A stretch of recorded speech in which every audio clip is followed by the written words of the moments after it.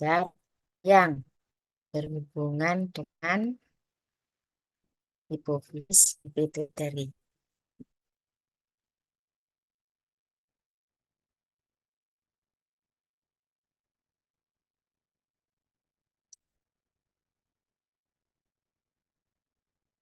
Tiroid itu anatominya seperti ini. Tentu saja ini otot-ototnya sudah dibuka di sebelah kiri. Ya. Ada hyoid, kartilagohyoid, ada ligamen fucotiroid, kemudian tiroid cartilage. Nah, tiroid cartilage ini yang pada pemeriksaan, yang pada sudah diajari untuk pemeriksaan tiroid, itu yang bergerak ke arah atas. Pada saat dia bergerak ke arah atas, kelenjar tiroid ini, di bawahnya yang memang ligamen-ligamena itu melekat di sini sebagian, di bagian atasnya, di bagian bawah dari eh, apa tulang ini, kartilago tiroid ini, maka dia akan ikut ke atas. Ya. Jadi itulah kelenjar tiroid. Jadi maksudnya kalau ada benjolan di sana, dia tidak pada saat menelan dia tidak ikut ke atas, ikut kartilago ini. Benjolan itu bukan tiroid, tapi ada sesuatu di sana yang bukan berhubungan dengan tiroid. Nah, di sini tiroid bentuknya seperti ini. Ini bentuk yang jarang sebenarnya, tetapi tetap harus diketahui. Yang paling ada adalah ada lobus kanan dan kiri, tapi di sini ada lobus tambahan, yaitu lobus piramidal. Tidak apa-apa. Pada pemeriksaan luar, klinis, lobus ini tampak. Baru setelah dibuka, kelihatan bahwa di situ ada 3 lobus. Kemudian yang di sebelah kanan itu eh, vaskularisasinya. Anda lihat di sini vaskularisasi dari tiroid itu apa namanya? Pembuluh darah besar, Saudara. Jadi ini aorta, kemudian ada cabang pembuluh darah di sini eh, apa namanya? Arteri sorry. Ini aorta ya. Kemudian di sini arteria vasovasilaris, kemudian langsung bercabang. Nah, dari cabang-cabang kecil, lihat kursor saya, cabang-cabang kecil ini ke arah tiroid. Nah, sekarang Anda bisa bayangkan kalau di sini ada aterosklerosis, maka apa yang terjadi dengan tiroid? Jadinya hipertiroid tapi hipotiroid. Begitu juga dengan vena-venanya ini. Ya, jadi sekarang bloknya adalah blok endokrin. Anda lupakan anatomi. Nah, tidak bisa. Tetap Anda harus belajar karena ada banyak penyakit di tiroid yang hubungannya itu dengan ini. Baik itu persarafan atau itu arteri. Jadi nanti terapinya seperti apa ya? Harus angiografi, saudara. Anda lihat di sini. Ternyata masalahnya bukan di tiroidnya, masalahnya ada di pembuluh darah. Terapinya, ya pembuluh darah ini Anda buat lubang kembali supaya vaskularisasi ke arah tiroid itu berjalan baik. Jadi tidak perlu tiroidnya diambil atau dilakukan apapun juga. Ya, tolong dipelajari ini ya, gambarnya mudah kan? Berikutnya, nah ini muskulus-muskulus yang ada di sekitar tiroid. Anda lihat di sini ya, jadi muskulus ini eh, tipis atau tiroid atau kelenjar kartilago ininya yang apa ya, yang cukup besar. Jadi gerakan mendesaknya, gerakannya itu bisa mendesak otot-otot ini eh, sehingga kelihatan tiroidnya pada saat Anda raba. Di sini lihat ada klavikula. Nah, dari klavikula itu ada otot-otot eh, leher yang akan menutup tiroid ini, otot-ototnya sudah dibuka. Seperti ini, apa namanya? Sternocleidomastoideus. Dua ini sudah dibuka. Jadi ada berapa lapis? Ada satu, dua, tiga, empat, lima. Itu yang menutup, melindungi tiroid dari luar. Tapi istimewanya lagi, otot-otot ini begitu kuat, tapi dia begitu lenturnya sampai dokter bisa menentukan apakah tiroid pasien itu kenyal, bisa bergerak, berdungkul-dungkul, hangat, kemudian apa batasnya bagaimana, bergerigi atau tidak. Sempurna ya. Padahal dia sekuat itu misalnya. Ini enggak mudah, saudara. Pisau ya enggak mudah ke sini. Maksudnya kalau tidak dengan tenaga, itu baru dia bisa putus. Tapi kalau cuma kena benturan saja tidak mudah tidak mudah ini. Paling juga terakhirnya tuh agak mepet sehingga orangnya terbatuk-batuk.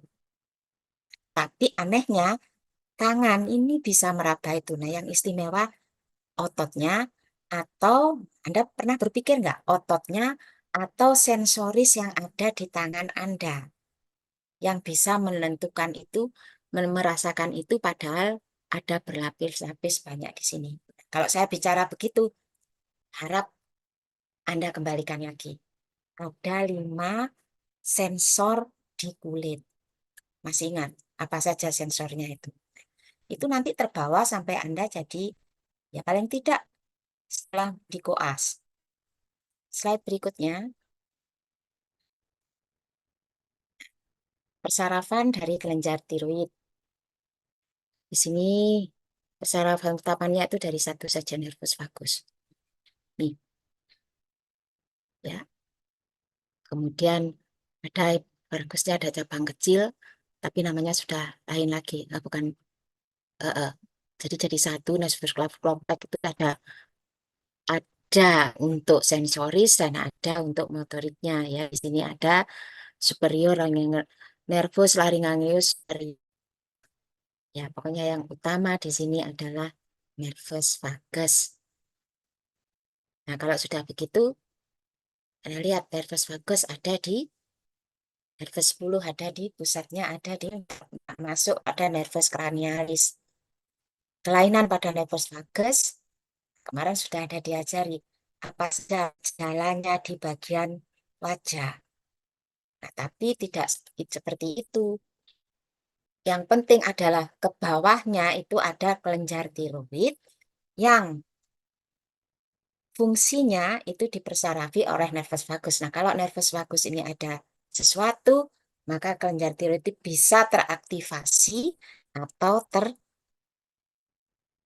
terhambat sehingga terjadi hipotiroid. Sedangkan kalau teraktivasi menjadi eh, hipertiroid.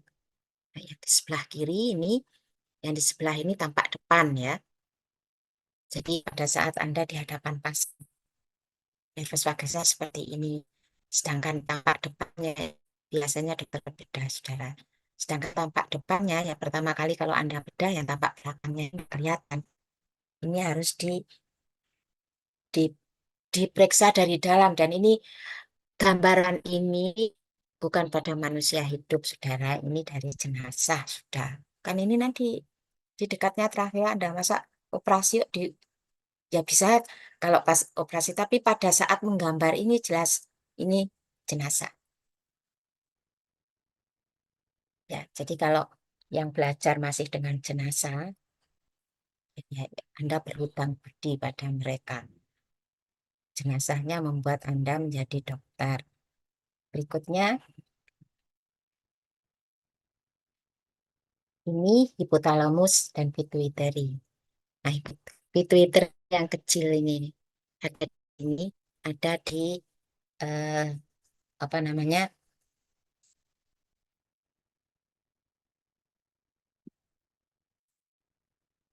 Dan singkat tempatnya itu nah sela tursika. Di sini ya, di sela tursika ini tempatnya kelenjar pituitary. Kecil, cuma 1,5 kali 1 1,5 itu adalah tempat di mana dikeluarkan hormon yang akan akan dikirim ke apa namanya, ke seluruh tubuh, ke seluruh organ, dan ini yang memimpin ya fungsi metabolisme dan fungsi apapun dari seluruh tubuh. Selanjutnya,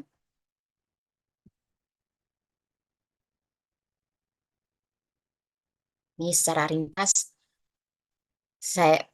barangkali Anda sudah pernah menerimanya dari kuliah mengenai kortikosteroid dan sebagainya, tapi di sini untuk tiroid sama. Jadi di sini ada hipotiroid, hipotiroid, hipotalamus, dari hipotalamus nah ke pituitary. Untuk tiroid itu pituitary anterior. Jadi ini yang pituitary anterior. Di sini kan ada CTH, ada apa growth hormone. Kemudian yang di sini kita bicara tentang kelenjar hormon tiroid. Hormon tiroid dihasilkan oleh kelenjar tiroid. Nah, kelenjar tiroid menghasilkan hormon tiroid karena perintah dari hormon di sini yaitu TSH, thyroid stimulating hormone. Sedangkan yang di atasnya eh, hipotalamusnya itu thyrotoxin releasing hormone TRH. Nah, di sini apa namanya? Pituitary anterior itu menghasilkan ini hormonnya, CTH, folikel ini, growth hormone, prolaktin, dan TSH ini. 5 ini. Nah, kita belajar nanti yang TSH ini.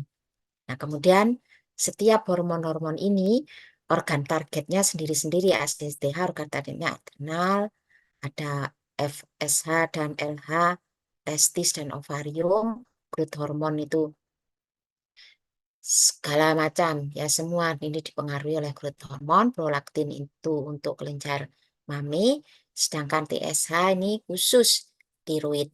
Nah, responnya apa nih dibaca sendiri-sendiri khusus untuk FSH dan LH itu ke bagian testis dan ovarium.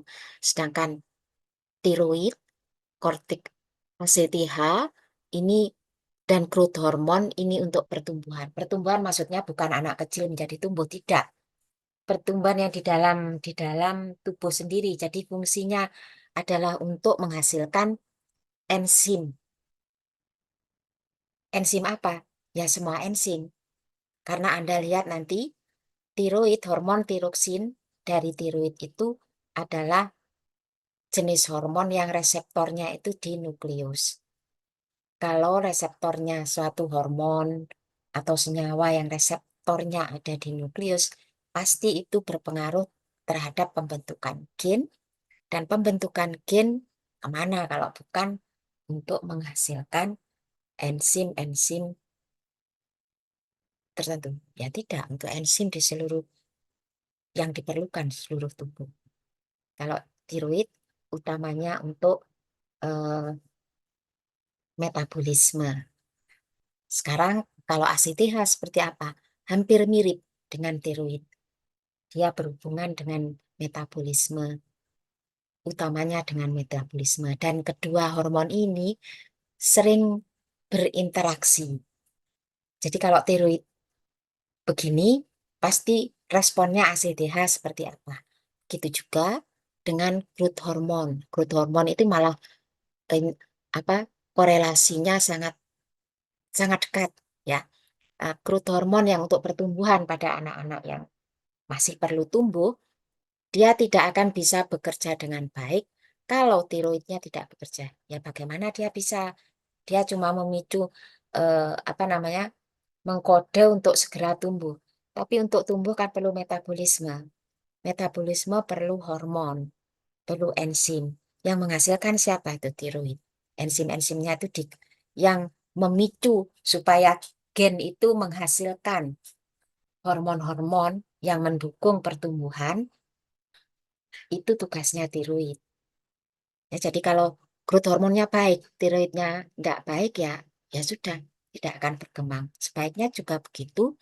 Tiroidnya baik, tapi growth hormonnya yang dihasilkan di pituitary anterior, di situ ada tumor yang menekan produksi itu, ya tiroidnya tidak akan bisa apa-apa. Ini untuk apa namanya menyadarkan Anda bahwa setiap organ-organ ini, setiap hormon-hormon ini tidak berdiri sendiri dalam berfungsi untuk hemostasis tubuh secara fisiologi. Berikutnya, ini hipotalamik pituitary thyroid axis, atau kalau Anda suka terjemahannya, poros tiroid pituitary, poros tiroid pituitary hipotalamus. Biasanya yang dari UGM itu yang harus apa namanya, harus murni bahasa Indonesia. Di sana ada beberapa guru besarnya yang kekeh harus bahasa Indonesia, jadi terjemahkan satu persatu. Kemudian jadi jangan sampai menerjemahkan lalu Anda lebih paham menggunakan ini, enggak ada enggak ada enggak ada nilai tambahnya, Saudara. Menguasai bahasa Inggris itu untuk mengeruk ilmu dari mereka, tapi bukan untuk sesuatu yang lain. Lebih baik Anda kembangkan bahasa Indonesia dengan sebaik-baiknya ya. Kalau aksis, terjemahkan saja dengan poros. Kemudian ini hipotalamus. Kalau di sini tertulis TRH, TSH, ini artinya khusus untuk eh, hormon tiroid ya. Seperti di sini TSH, pituitary anterior, yang bicarakan TSH saja. Tapi sebenarnya di pituitary anterior ini itu ada banyak hormon yang dipergunakan untuk memicu organ-organ selain tiroid. Jadi di sini aksisnya nih, hipotalamus menghasilkan tirotropin releasing hormon. Dan ini akan memicu pituitary anterior menghasilkan TSH, thyroid stimulating hormone. Nah, di sini dia akan memicu kelenjar tiroid untuk menghasilkan tiroksin. Secara umum, T3 dan T4 itu tiroksin. Nama khususnya triiodothironin atau tetraiodothironin. Dua-duanya tiroksin. Ya, seperti katekolamin. Katekolamin itu adalah nama umum dari epinefrin, norepinefrin, adrenalin, noradrenalin. Kesatuannya namanya katekolamin. Berikutnya, maaf, di sini ada positif. Positif itu artinya memicu, sedangkan yang negatif-negatif ini feedback mechanism.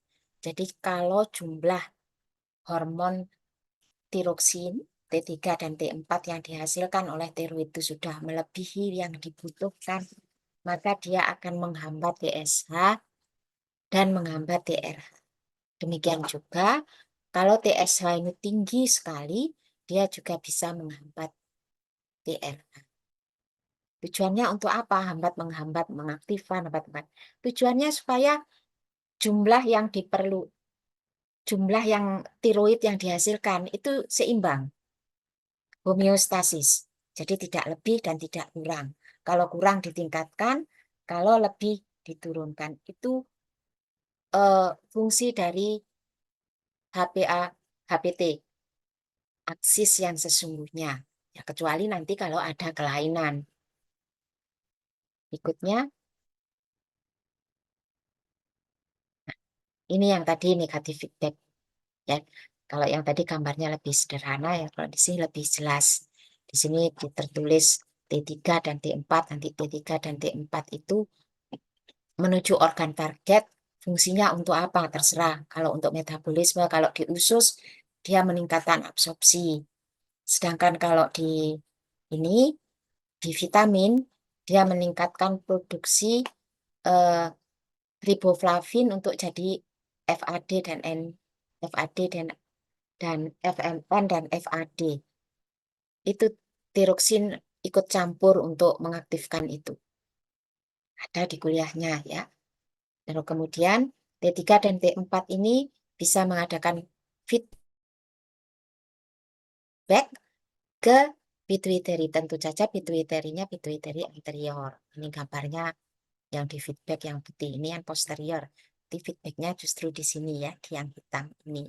Itu juga dia bisa secara langsung menghambat hipotalamus untuk tidak menghasilkan atau menghambat produksi TRH. Jadi menghambatnya itu bisa benar-benar menghambat, saudara. Kalau ini terus-terusan. Tapi bisa juga menghambatnya sekedarnya saja asal T4 dan T3 itu diproduksi turun karena sudah dalam jumlah berlebih. Ini yang disebut sebagai negatif feedback. Ada positif feedback? Ya, sekarang ini supaya tidak keliru. Ini tanda positif. Ini bukan positif feedback, saudara. Ini langsung berpengaruh kalau panahnya seperti ini, lurus gini. Ya. Kalau positif feedback, di sini tulisannya positif feedback. Maksudnya dia tidak menghambat produksi, tapi dia meningkatkan produksi. Jadi kalau ini tandanya tidak negatif, misalnya ya, tapi bukan ini loh ya, contoh. T3 dan T4 ini tandanya positif. Positif feedback. Hasilnya apa? Hasilnya meningkatkan TRH. Jadi nanti ada lagi eh, gambar seperti ini, tapi yang tandanya positif, kemudian ditambahi dengan feedback. Jadi feedback itu selalu produk. Itu akan menghambat siapa yang menyebabkan produk itu terjadi. Kalau di sini siapa yang menyebabkan produk T3 dan T4 itu terjadi, itu adalah TRH dan TSH. Jadi kalau T3 D4-nya jumlahnya berlebihan, dia akan melakukan negatif feedback supaya TRH itu tidak dibentuk. Kalau ini negatif feedbacknya ke TRH ya, TRH turun. Kalau TRH turun dengan sendirinya, aktivasi pembentukan TSH kan turun. Kalau TSH turun, maka T4 dan T3 tidak terbentuk. Maksud saya pembentukannya juga turun. Nah, ini yang disebut sebagai negatif feedback. Positif feedback ya, seperti itu. Selanjutnya, nah ini faktor yang mempengaruhi fungsi tiroid. Ini untuk sementara, ini memang saya letakkan dulu di sini. Jadi sifatnya Anda baca saja ya. Faktor-faktor di sini ada panah hijau ini. Faktor yang ini nutrion, nutrien itu adalah besi, iodin, tirosin, zinc, selenium, vitamin, dan sebagian dibaca sendiri. Yang penting itu adalah iodin ini. Kemudian tirosin. Ya semuanya penting, tapi yang utama, kalau iodin tidak ada, ya tidak ada. Tiroid itu perlu iodin. Apa hormon tiroksin, hormon tiroidnya itu di hormonnya itu ada iodin ini.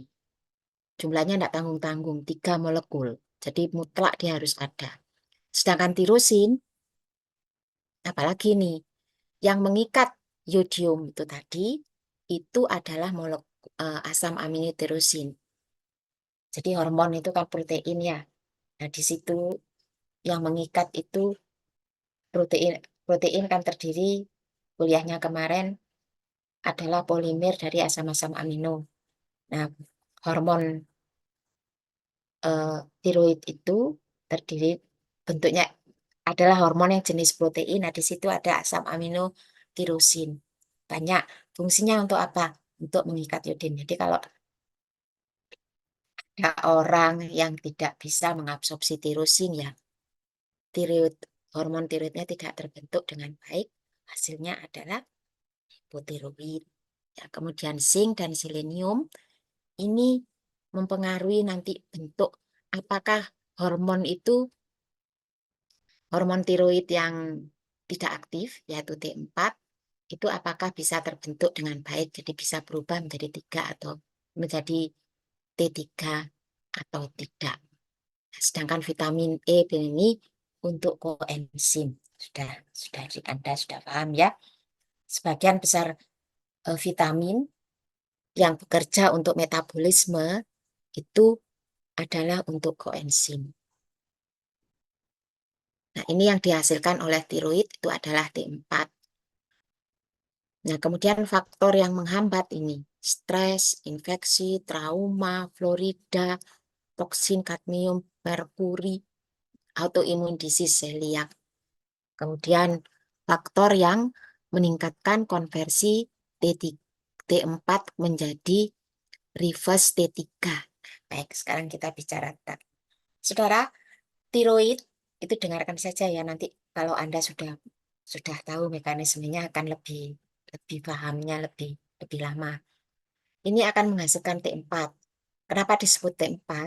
Karena hormon itu mengandung 4 buah itu tadi, iodin.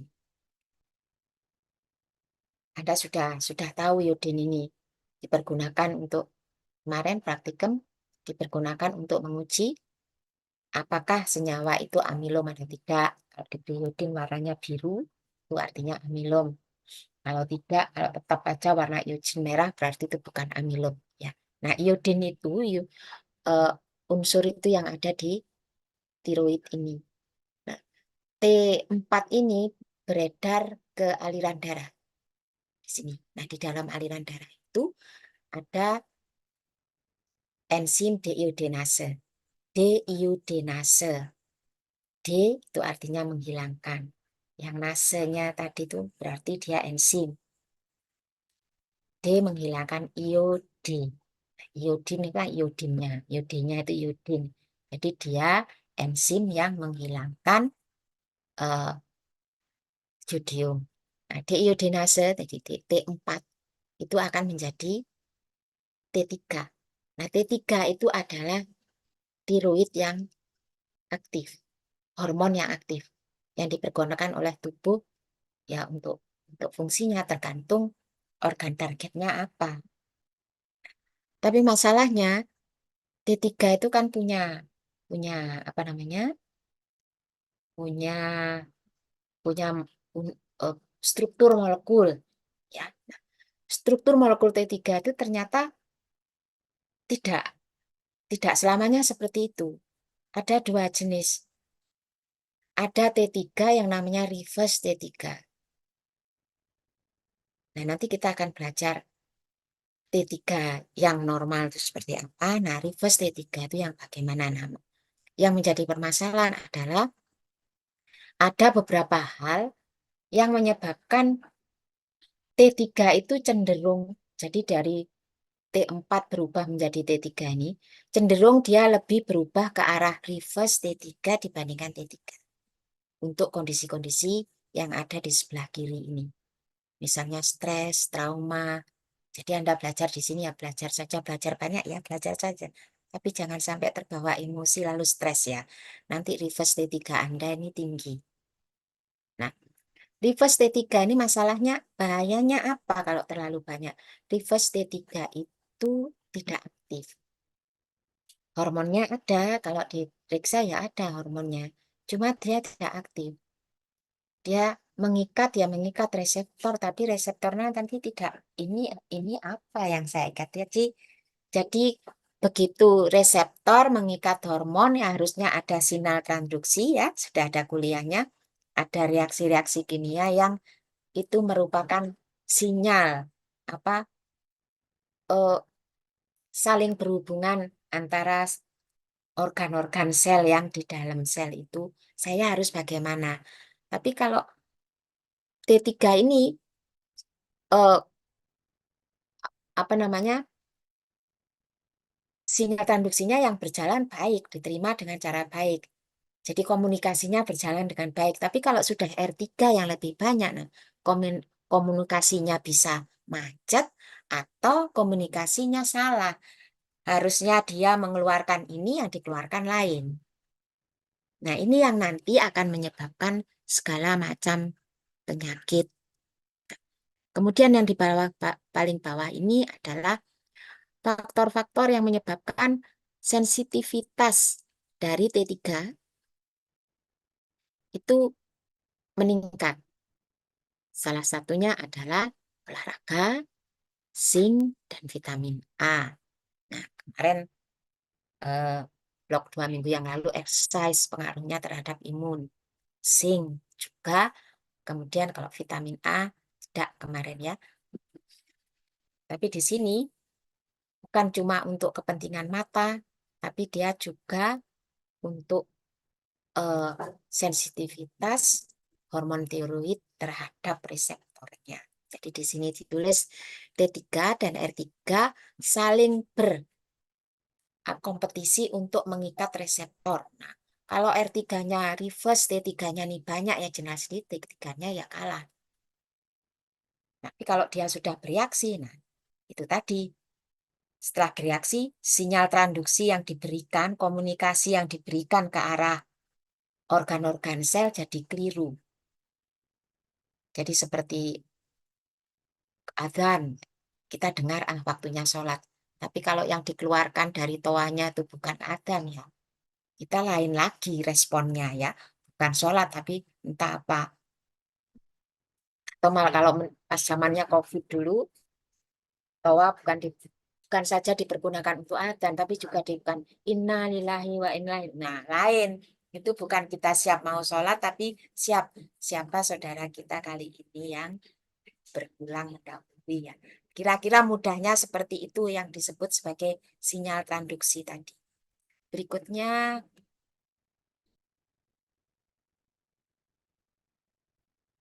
nah ini kita belajar tentang apa itu reverse triiodothyronin atau reverse T3. Saudara, ada 3 bentuk hormon tiroid di aliran sistemik. Ini jangan diremehkan ya, karena nanti pada saat Anda menjadi dokter, untuk tahu orang ini hipotiroid apa hipertiroid, Anda harus ambil darah. Vena, dia masuk lab. Anda sudah diajari bagaimana caranya mengambil darah vena. Kirimkan lab, Anda perintahkan di situ, mohon diperiksa. Jadi jangan dibiarkan tanpa perintah. Tukang labnya bingung, dia bukan dokter. Yang paling tahu itu Anda, apa yang ingin saya tahu dari pasien saya. Ya tulis saja kalau Anda ingin tahu. Reverse T3 ya, reverse T3. T3 dan T4. Langsung Anda kirim. Di sini, di dalam area sistemik itu ada reverse T3. Ini kalau orangnya sehat ya. Reverse T3 itu sekitar 0,98%. 0,9%. Ini tergantung labnya, normalnya berapa. T3 9%, T4 90%. Jadi yang dibutuhkan untuk kerja normal dari tubuh kita itu T3 cuma sedikit. Sebagian besar itu di dalam tubuh kita itu ada T4 yang siap untuk dirubah menjadi T3 kalau tubuh kita memerlukan. Nah, kalau ini tinggi sekali, T3-nya tinggi sekali, maka kondisinya ya tidak baik. Ini artinya hipertiroid. Sedangkan kalau rendah sekali menjadi hipotiroid. Sekarang kita perhatikan di sini. Ini adalah T4, tetraiodothyronin atau tiroksin. Ini sebentar.